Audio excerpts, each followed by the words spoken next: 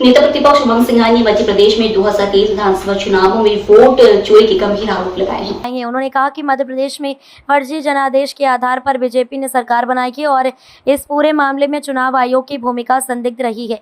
सिंघार ने दावा किया कि चुनाव आयोग पारदर्शिता की बात करता है, लेकिन मतदाता सूची को लेकर लगातार गड़बड़ियां सामने आ रही हैं। सिंघार के मुताबिक केवल 2 महीने के भीतर 16 लाख से अधिक नए वोटर जोड़े गए, यानी हर दिन औसतन 26,000 मतदाता बढ़े। उन्होंने आरोप लगाया कि दिसंबर 2022 में 8.5 लाख वोटर हटाने का आदेश कागजों तक ही सीमित रहा। वहीं कई विधानसभा सीटों पर अचानक मतदाता बढ़ गए। उन्होंने कहा कि वोटर सूची की जानकारी ना तो वेबसाइट पर उपलब्ध कराई गई और ना ही पार्टियों के साथ साझा की गई। कई मामलों में दावे आपत्तियों के बावजूद नाम जोड़े गए और पोलिंग बूथों पर अलग अलग सूची भेजी गई। सिंघार ने सवाल उठाया कि इलेक्शन कमीशन का ऐप कौन चला रहा है और क्यों मतदाताओं का डेटा 3 साल तक सुरक्षित नहीं रखा जा रहा। उन्होंने आरोप लगाया कि औसतन प्रत्येक सीट पर 10,000 वोट बढ़े और हारने वाली सीटों पर साम दाम दंड भेद की नीति अपनाई गई। उन्होंने ये भी मांग की कि चुनाव आयोग को कांग्रेस नेता राहुल गांधी से माफी मांगनी चाहिए, क्योंकि उन्होंने ही वोट चोरी का मुद्दा राष्ट्रीय स्तर पर उठाया था। सिंघार ने यह भी कहा कि यदि इस मामले की निष्पक्ष जाँच नहीं हुई तो वे कोर्ट का दरवाजा खटखटाएंगे। पिछले आप देख रहे हैं कि राहुल गांधी जी ने जिस प्रकार से वोट चोरी को लेके बिहार का मामला उठाया, बेंगलोर को लेके उन्होंने उदाहरण दिया कि किस प्रकार से चुनाव आयोग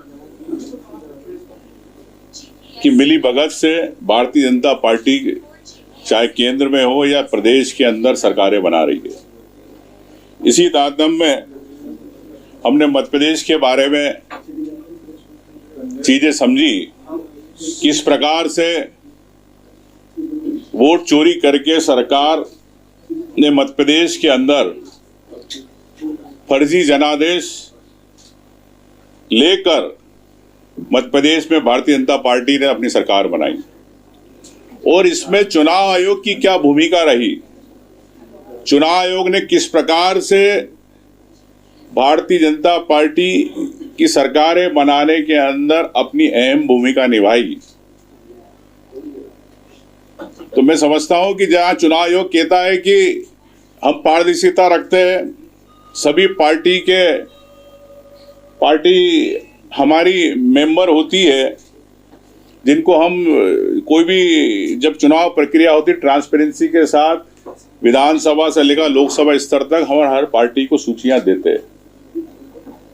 लेकिन ये सूची देने में ही गड़बड़ी है, मतदाता सूची देने में ही। कौन सी सूची पार्टियों को देते हैं मतदाता सूची और कौन सी नहीं देते, और कैसे